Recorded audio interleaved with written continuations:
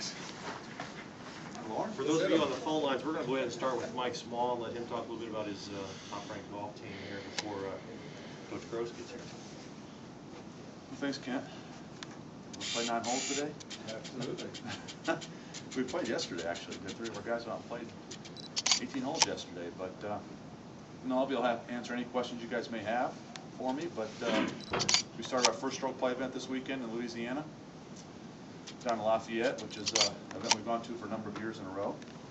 Great warm-up event.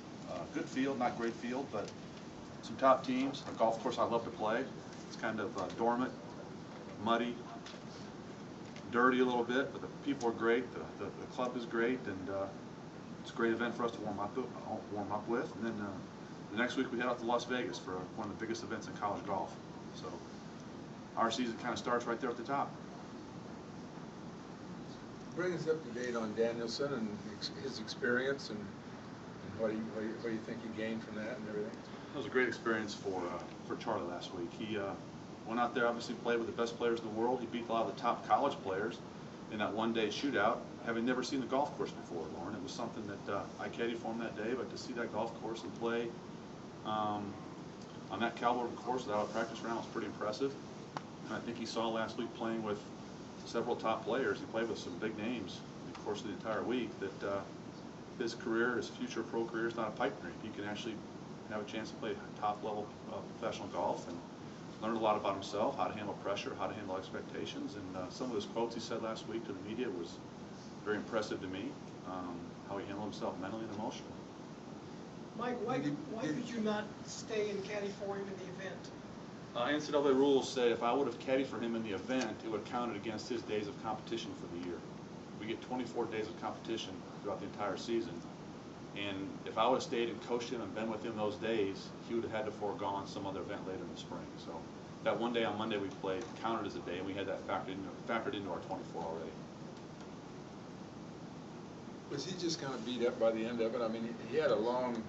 How many times did he play golf in a short period of time? Well, we played 9 days in a row, and he was beat up. We talked yesterday. He was mentally fatigued, but again, that shows him what professional golf is all about. Those guys do that. You know, those guys left there and flew to Florida, and they're playing in Florida this week. So, great learning experience. But yes, he was fatigued, but he handled it well. A lot of great feedback I got from players and caddies who called me that I know, and I'm impressed with him. And obviously, we met a lot of those guys when I was out there for 3 days earlier in the week. But after I left, great learning experience because he handled a lot of those issues and a lot of those new things himself, which is important for me for him to handle those himself, and for me not to lead him along by his hand all week long. So I think it was actually a positive that I left and kind of left him on his own to kind of fend for himself and learn as he may.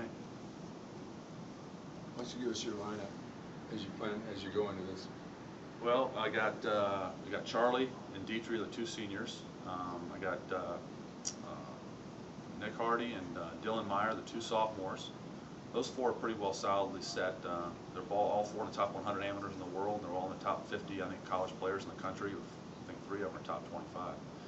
And then the 5th spot, we'll start with Alex Burge, who finished the fall off strong for us down at East Lake.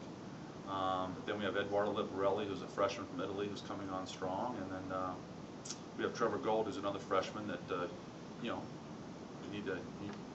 I never shut the door on players on our program. They don't always travel. Like in other sports, guys can travel every week and still kind of feel for the team and get a feel for the experience. But for us, we only travel 5 guys. So I'm not going to shut the door on Trevor at this point in time, but he's got a long way to go to make the lineup. But right now, you got Alex in that 5th spot with Eduardo, a very talented freshman learning his way through college golf and through coming to school in America that I think he's got some great golf ahead of him. How does it help your recruiting, Mike? Especially you keep getting all these guys in PGA Tour events. You can go out and sell the program. Yeah, well, it helps recruiting. It keeps our minds our team and the minds and in the thoughts of recruits and young players and just golf in general.